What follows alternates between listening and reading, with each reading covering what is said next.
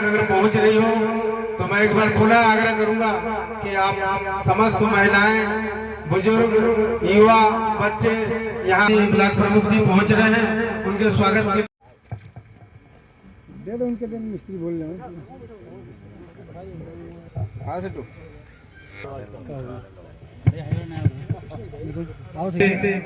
कि आप भी मोमबत्ती प्रज्वलित करें।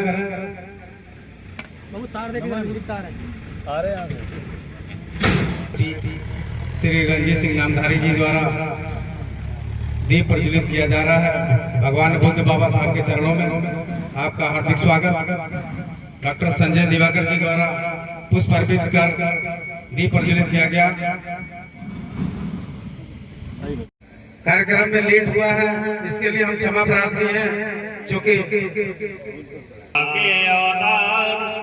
बहुजन सुख कारक सदा बहुजन मंगल मूल नमो तथागत संग में अभय संकय शोक पंचशील पालक सदा संचालक सब लोक नमो तथागत संग में अभय संकय शोक। अपनी वाणी को थोड़ी देर के लिए पवित्र करने के लिए बुद्ध वंदना बोलने का कष्ट करेंगे। सभी लोग हाथ जोड़े और पहले मैं बोलूंगा, उसके बाद आप सभी लोग बोलेंगे।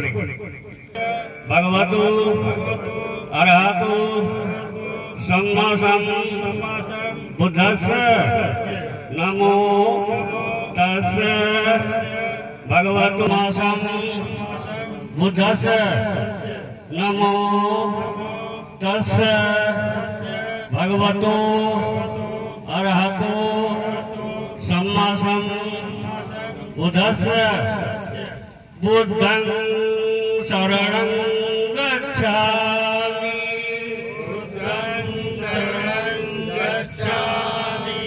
धम्मं शरणं गच्छामि द्वितीयंपि बुद्धं शरणं गच्छामि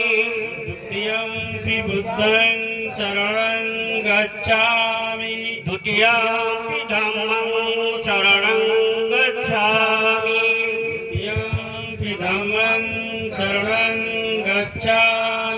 द्वितीयंपि बुद्धं शरणं गच्छामि तृतीयंपि धम्मं शरणं गच्छामि धम्मं साधुकं सुरक्षितं कृत्वा आत्मदेन सम्पादेतः। बोलिए आम बनते पारातिपाता वेरमणि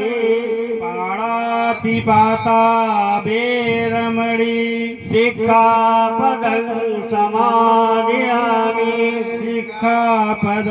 समादयामि अदन्नादाना वेरमणि सिक्खापदं समादयामि कामेषु मिच्छाचारा वेरमणि सिक्खापदं समादयामि मूसावादा वेरमणि सिक्खापदं समादयामि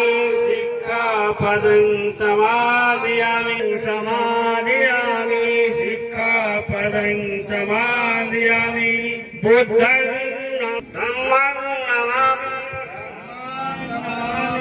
संघं नमामि साधु साधु काम क्रोध लोभ मोह वासना अंधविश्वास भय अहंकार को जीत लिया था, खत्म कर दिया था। तो इसलिए अरहत कहलाए। अरहत एक हिंदी शब्द है। अरे धन हंत से अरहत बना है। अरे माने होता है दुश्मन और हंत माने होता है अनंत। तो हम मनुष्यों का दुश्मन कौन है? जबकि हर एक मनुष्य को जीवन में सबसे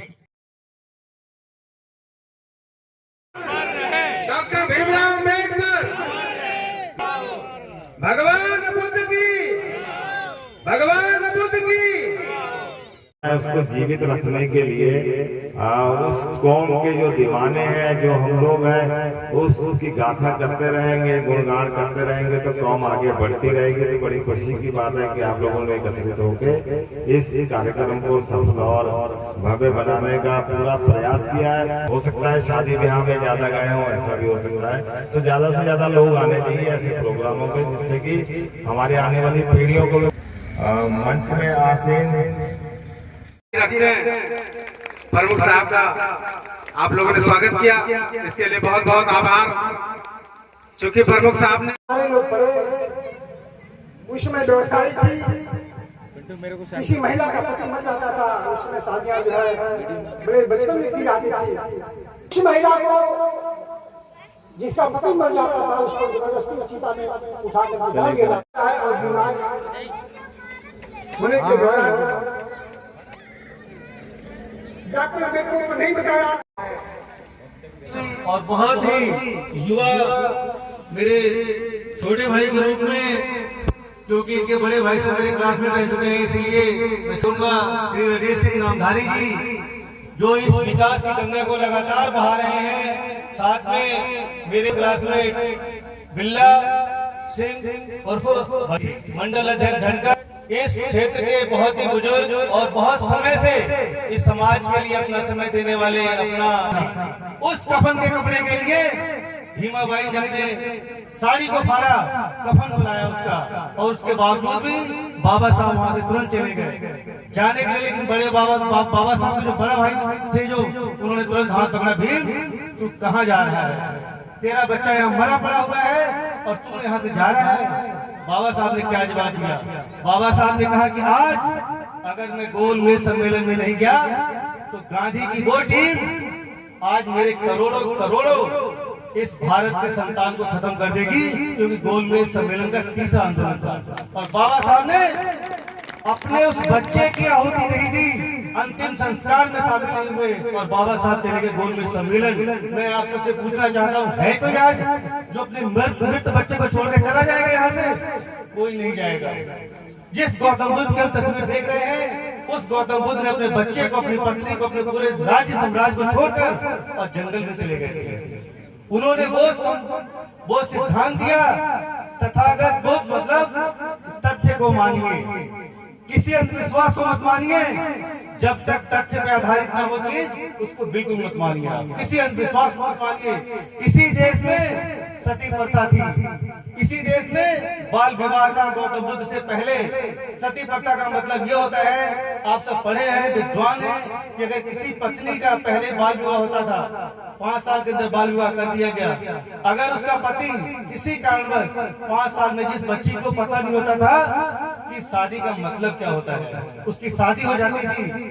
और अगर किसी कारणवश उसका पति मर गया तो मरने के बाद जलती हुई चिता में उस लड़की को जिंदा जलाया जाता था। ये थी हमारे देश की मनुवाद की व्यवस्था, जिसको बाबा साहब ने और गौतम बुद्ध जी ने इस समस्या को समाधान किया और खत्म किया 1928 में। 1828 में बेंटिक लॉर्ड के समय में इस कानून को लाया गया और सती प्रथा का अंत किया गया। ऐसे ऐसे कानून इस देश में, काले कानून हम पे रखे गए थे कि हम आज भी, मैं बहुत चैलेंज से कहता हूँ, आज भी जातिवाद खत्म नहीं हुआ है। पहाड़ों में 22 साल से नौकरी कर रहा हूँ, आज भी डूम शब्द वहाँ के अनुसूचित जाति लोगों को आज भी किसी शादी को हमें इनवाइट नहीं किया जाता है।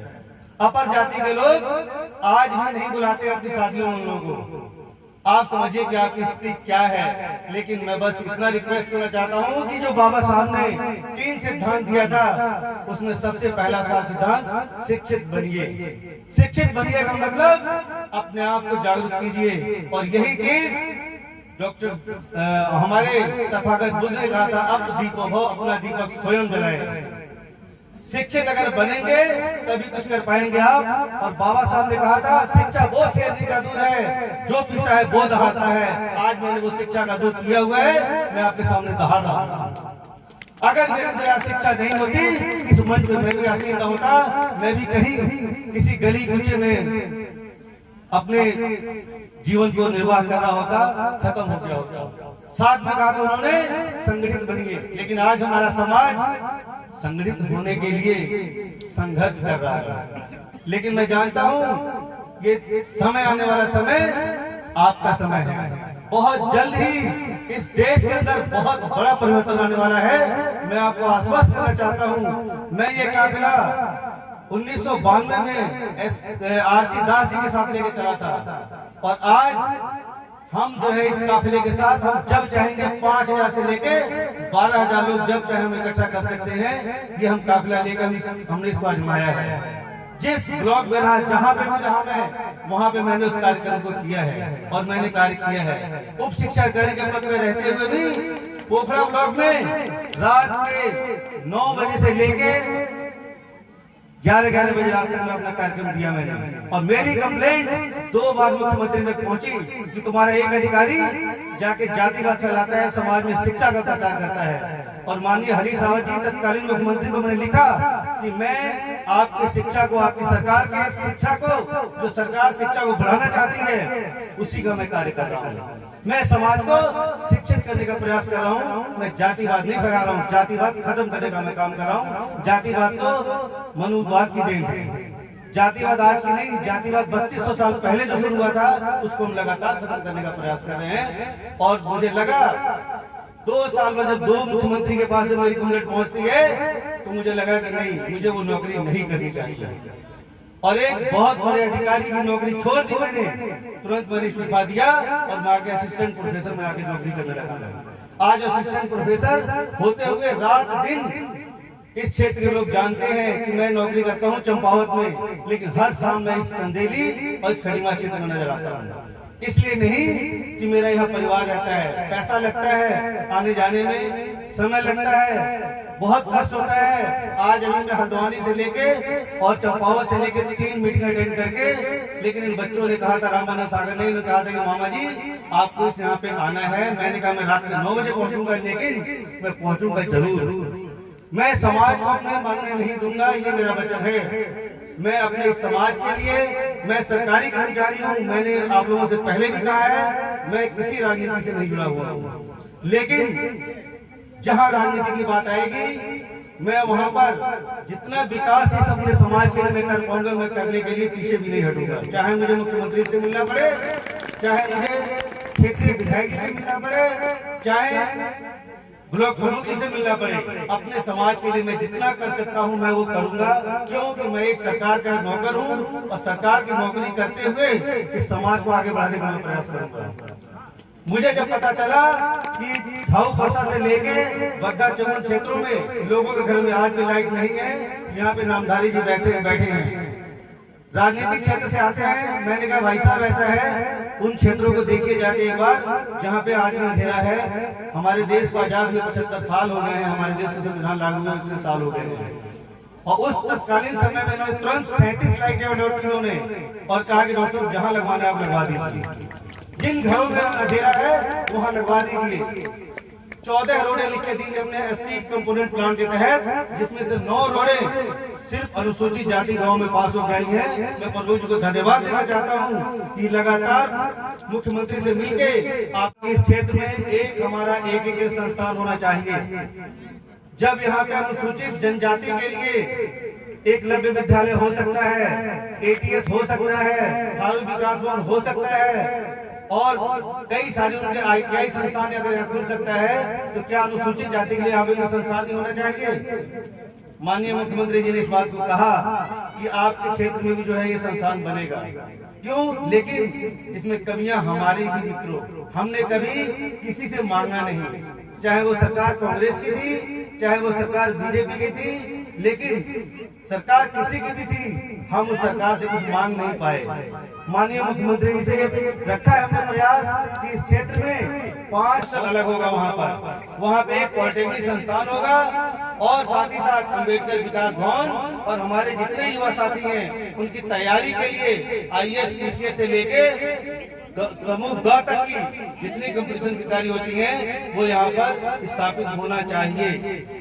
माननीय मुख्यमंत्री जी ने आश्वासन दिया है कि ये काम करेंगे वो, लेकिन हमें कहीं न कहीं एकजुट होना पड़ेगा। अब वो समय नहीं रह गया है लकीर और फकीर बन के हम काम करें। आपको अपना विकास तय करना है, आपको, हमको, आप सबको शिक्षा के लिए आगे बढ़ना है। इसलिए मैं चाहता हूं कि आप लोग शिक्षित बनिए। और सबसे पहले मैं आप माताओं से, बहनों से निवेदन करना चाहता हूं, अपने भाई को, अपने बेटे को, अपने बहन को, जिनको उनको शिक्षित कीजिए आप। अगर आप शिक्षित नहीं कर पाए तो इस मजदूरी से 70 साल हो गए इस पूर्वांचल समाज में यहाँ पे बसे हुए। 70 साल से पूर्वांचल समाज मजदूरी कर रहा है। और ठीक 75 साल से 80 साल पहले सिख समाज यहाँ पे आया था। सिख समाज आज कहाँ है और पूर्वांचल समाज आज कहाँ है? अंतर किसी का नहीं था, अंतर कुछ भी नहीं था। वो लोग भी पाकिस्तान छोड़ के आए थे। इस मंच से मैं स्पष्ट करना चाहता हूँ, एक एक इतिहास मेरे पास लिखा हुआ है सिख समाज का, कि यहाँ पे जो लोग रह रहे हैं मेरे आसपास में, पाकिस्तान जब वो छोड़ के आए थे तो सिर्फ अपने बच्चे लेके आए थे वो लोग यहाँ पे। और आज सिख समाज पे फार्म हाउस बने हुए हैं और हम लोग सिर्फ और सिर्फ मजदूरी करते रहेंगे। आज से 80 साल पहले मजदूरी कर रहे थे और आज फिर मजदूरी करने के लिए उन्हीं घरों में जाते हैं, वहीं जाते हैं मजदूरी करने के लिए। तो ये आपको सोचना है, हमें सोचना है कि क्या हम 80 साल मजदूरी करने के बाद अपनी आने वाली पीढ़ियों के लिए मजदूरी ही छोड़ के जाएंगे? ये हमें सोचना है, हमें तय करना है। पर हमने कभी भी एकजुटता के साथ अपनी मांग नहीं रखी, एकजुटता के साथ हमने प्रयास नहीं किया। इसीलिए मैं इस मंच के माध्यम से साथ रहेंगे, एक साथ चलिए आप। और एक साथ रहने के बाद वो ताकत पैदा होगी कि मैं डायरेक्ट तो नहीं कह सकता हूँ, लेकिन इतना मैं जानता हूँ कि इस वर्तमान से यहाँ से जो भी तय करेगा वो सिर्फ और सिर्फ पूर्वांचल समाज करने वाला है। ये पिछले इलेक्शन में दिखाई दे चुका है। सिर्फ और सिर्फ पूर्वांचल समाज का जो 19,122 वोट है वही तय करेगा कि यहाँ से विधायक कौन बनेगा, यहाँ से प्रमुख कौन बनेगा, यहाँ से आगे जाने वाला देश का या जो भी लीडर होगा कौन होगा। इसीलिए अपनी आप ताकत को समझिए, पहचानिए और मंथन कीजिए, लगातार मंथन कीजिए। हम सब आपके साथ लगातार खड़े हैं। कभी भी किसी वक्त कहीं पर भी जरूरत पड़ेगी, संजय दिवाकर एक सरकारी कर्मचारी होने के साथ साथ लगातार आप लोगों के दिन रात आप साथ तैयार हैं। और मैं बताया, मैं उच्च शिक्षा अधिकारी, आज मैं भी खंड शिक्षा अधिकारी होता, मेरे अंडर में 477 टीचर काम करते थे, आज मैं एक प्रिंसिपल के काम करता हूँ। जो एक आदमी 477 लोगों पे नौकरी करता था, वो आज एक प्रिंसिपल के अंदर नौकरी कर रहा है। सिर्फ इसलिए नहीं, अपने लिए नहीं, इस समाज के लिए मैंने उस टाइम एक कसम खा के निकला था कि अपने जैसा 10 उप शिक्षा अधिकारी पैदा करके छोड़ूंगा, और वो मैं कर दिखाया मैंने। आज मेरे विद्यार्थी 3 असिस्टेंट प्रोफेसर मेरे बगल में बैठते हैं, परमानेंट 3 असिस्टेंट प्रोफेसर बना दिया मैंने आज उनको, और लगातार बच्चे पढ़ रहे हैं। 7 बच्चे पीएचडी कर रहे हैं। मैं चाहता हूँ वो भी पीएचडी करके मेरे साथ असिस्टेंट प्रोफेसर बने और लगातार वो काम करें। तो ऐसा नहीं है, अगर बाबा साहब जितने पढ़े लिखे थे वो चाहते तो ओबामा जैसे लोग अगर राष्ट्रपति बन सकते हैं ना अमेरिका के, तो बाबा साहब तो बहुत पहले राष्ट्रपति बन गए अमेरिका के। लंदन में चाहते, लंदन के प्रधानमंत्री बनते बाबा साहब, लेकिन बाबा साहब ने लंदन अमेरिका छोड़ के भारत में आए, सिर्फ अपने लोगों के लिए, अपने देश के लोगों के लिए, अपने समाज के लोगों के लिए। हम उनकी चरणों की धूल भी नहीं है, लेकिन जितना भी कर पाएंगे हम लगातार करेंगे। हम आप सबसे आह्वान करते हैं कि बाबा साहब को एक बार पढ़िए, एक बार जानिए, एक बार समझिए, आपकी विचारधारा खुद ही खुद बदलेगी और इस समाज भी बदलेगा। और अगर आपने बाबा साहब को नहीं पढ़ा तो ये मैं आज आपको इस मंच से कह दे रहा हूँ कि आपकी आने वाली पीढ़ियां, वो दिन दूर नहीं है जब वो फिर हांडी बजेगी, फिर वो झाड़ू बजेगा, और वो उसी तरह से समाज बनाने की जो कवायद चल रही है, क्योंकि हमने आज से 100 साल पहले का देख लिया है। एक टाइम मशीन थी, उसमें एक प्रयोगशाला की गई थी कि आज से 100 साल बाद आने वाला क्या होगा, लेकिन हमने इस समाज के अध्ययन किया है कि आने वाले 50 साल में फिर हांडी भरने वाली है आपके गले में, फिर झाड़ू बजने वाला है आपके गले में। अगर आप शिक्षित नहीं हुए तो फिर वही दिन आएंगे जो आज से 2500 साल पहले थे। और अब अम्बेडकर कोई पैदा नहीं होगा, इस बात को आप याद रखिएगा। क्यों कि आज हर घर में अम्बेडकर है, लेकिन उस अम्बेडकर को कोई जगाने वाला नहीं है। एक अम्बेडकर इस पूरे देश के, उस समय 9 करोड़ जनसंख्या थी हमारे देश में जब देश आजाद हुआ था, एक अम्बेडकर ने वो कर दिखाया था। और आज हर घर में पढ़े लिखे लोग, पीएचडी किए हुए लोग, बीटेक किए हुए लोग, इंटरमीडिएट, इंटर, बीए, एमए किए हुए लोग और वो कुछ नहीं कर पा रहे हैं। तो कल्पना कीजिए कि उस दौर में बाबा साहब ने किस संघर्ष से, किस तरह से अपना जीवन व्यतीत किया, और अब सब कुछ आपको देने के बाद और आप कुछ नहीं कर पाए। बाबा साहब ने कहा था अगर मेरे संविधान को आगे लेके मत जाना तो कम से कम इसको पीछे भी हटने मत देना, अपने संविधान की रक्षा करना। और उस संविधान में 69 अनुच्छेद सिर्फ SC, ST और OBC और इन महिलाओं के लिए बाबा साहब ने लिखा है। 69 अनुच्छेद। बाबा साहब ने कानून मंत्री रहते हुए महिला बिल पास नहीं हुआ, उसके लिए बाबा साहब ने इस्तीफा दिया था। क्या आज कोई नेता इस्तीफा देने को तैयार है? कोई नहीं देगा कोई इस्तीफा। कानून मंत्री कोई इस्तीफा देने को तैयार नहीं है। लेकिन बाबा साहब ने हमारे समाज के लिए, और सिर्फ एक समाज के लिए नहीं, बड़ा अफसोस होता है इस मन से कहते हुए कि जिस डॉक्टर B.R. अम्बेडकर ने इस विश्व का संविधान, सबसे बड़ा संविधान लिखा, उस देश के सिर्फ अनुसूचित जाति के लोग बाबा साहब के 30 त्योहार को मनाने के लिए बाध्य हैं, मजबूर हैं। सामान्य वर्ग के लोग शायद समझते हैं कि बाबा साहब सिर्फ अनुसूचित जाति के नेता हैं, लेकिन नहीं, बाबा साहब अनुसूचित जाति के नेता नहीं थे। वो देश जो सिंबल ऑफ नॉलेज अमेरिका अपने लगाकर कोलंबिया विश्वविद्यालय के सामने सिंबल ऑफ नॉलेज लंदन, और पूरे विश्व में सिर्फ 2 ही व्यक्ति पैदा हुए हैं। एक पहला व्यक्ति था कार्ल मार्क्स, जिसको दुनिया ने पढ़ा, और आज डॉक्टर B.R. अम्बेडकर है, जिसको दुनिया पढ़ रही है। 193 देशों में डॉक्टर अम्बेडकर को पढ़ा जा रहा है। आज पहला व्यक्ति है इस देश का, इस संसार का पहला व्यक्ति है। जो पहला कार्ल मार्क्स था, जो एक क्रांति लेके आया था, और दूसरा व्यक्ति डॉक्टर B.R. अम्बेडकर है, जो क्रांति लेके आया और जिसको पूरा विश्व जानता है। इस पृथ्वी पे जितने देश मौजूद हैं, 193 देश वर्तमान में, वो सब जानते हैं। लेकिन हमारे लोग समझने को तैयार नहीं है। माननीय प्रधानमंत्री जब जापान जाते हैं ना, तो क्या कहते हैं कि मैं युद्ध नहीं, बुद्ध के देश से आया हूँ। वो कहते हैं ना, बुद्ध के देश से आया हूँ। वहाँ बुद्ध को लोग जानते हैं, जापान में हम नहीं जानते हैं। बुद्ध की क्या हैसियत थी? अशोक के काल में ये देश स्वर्ण कहलाता था। सोने की चिड़िया किसके काल में कहलाया? अशोक के काल में कहलाया। जब तक्षशिला को जला दिया गया, नालंदा विश्वविद्यालय को जला दिया गया, 7 महीने से लेके 13 महीने तक इस विश्वविद्यालय को जलने में समय लगा था। इतनी किताबें थी बुद्ध के समय में, और उस समय इतना हमारा देश समृद्ध था। आज हम लोग कहते हैं स्वर्ण की चिड़िया ना, स्वर्ण की चिड़िया किसने बनाया था? गौतम बुद्ध ने बनाया था इस देश को। लेकिन आज हम यहाँ पे गौतम बुद्ध के लिए क्या कर रहे हैं, क्या नहीं कर रहे हैं, ये हमें समझने की जरूरत है। इसीलिए साथियों, बहुत से पहले लिए मैंने आपको, अगर मेरी वाणी से किसी को पीड़ा हुई हो तो उसके लिए मैं क्षमा प्रार्थी हूँ। लेकिन अंततः मैं यही कहूँगा कि शिक्षित कीजिए अपने बच्चों को, शेरनी का दूध पिलाइए और संगठित रहिए। और संघर्ष तो आपके जीवन में लिखा है, हमेशा संघर्ष करने के लिए हमेशा तैयार रहिए। जय भीम, नमो बुद्धाय। मैं चाहूंगा आप बहुत पहले आ गए, अपनी गलती स्वीकारते हो। मैं आमंत्रित करूंगा सुभाष राणा जी, युवा मंच के सदस्यों द्वारा, मंच के सभी सदस्य, एक बार तालियों से स्वागत। और बाबा साहब को नमन करते हुए, और आप सब भाई बहन और बुजुर्ग हमारे जो है बैठे हैं, मैं सभी को नमस्कार करता हूँ। आज बाबा साहब की जयंती के अवसर पर आप लोगों के बीच मुझे आने का, तो बोले आना, तो मैं तुरंत मैंने कहा मुझे जाना ही होगा। और मैं यहाँ आप लोगों के बीच में आके आज अपने आप को बहुत गौरवशाली महसूस कर रहा हूँ। और बंदे जी को नमो बुद्धाय। जैसा कि मुझसे पहले जो वक्ता थे, उन्होंने आपको बहुत सी जानकारी ऐसी दी जो वास्तव में हमारे समाज को पता नहीं है।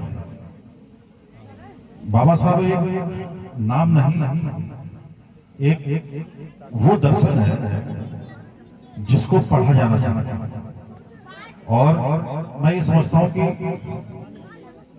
ये इनको एक कैटेगरी में, एक जाति में न रखते, अगर आप इनको वैश्विक स्तर पर पढ़ेंगे तो आपको लगेगा कि उन्होंने किसी वर्ग को नहीं छोड़ा है।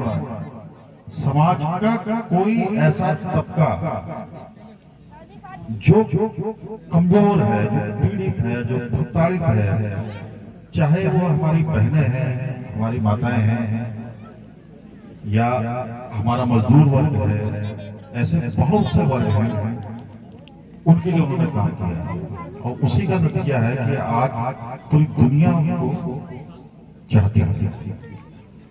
अब ज्यादा इतिहास में मैं नहीं जाऊंगा क्योंकि मुझसे पहले वक्ताओं ने बहुत कुछ उनके बारे में कहा है। मैं कुछ वर्तमान परिप्रेक्ष्य में आपके सामने कुछ बातें रखना चाहूंगा। जैसा कि आप सब जानते हैं, पहलगाम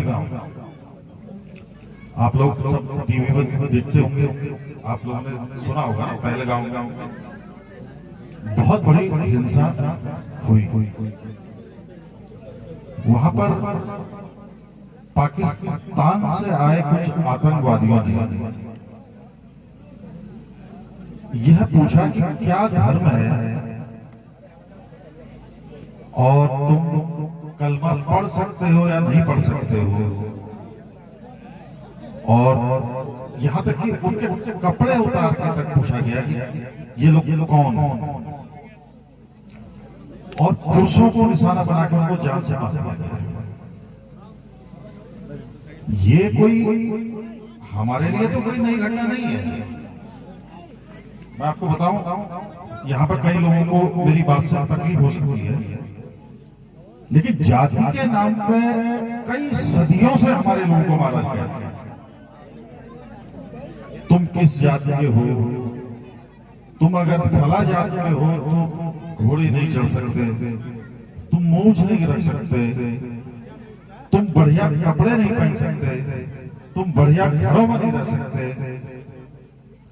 तो आज लोगों को ये महसूस हो रहा है कि ये धर्म पूछ के जो मारने वाले लोग हैं, तो उनको तो तुमने आतंकवादी कह दिया, लेकिन जो जाति पूछ के मार रहे थे आज तक, उनको आपने क्या कहा?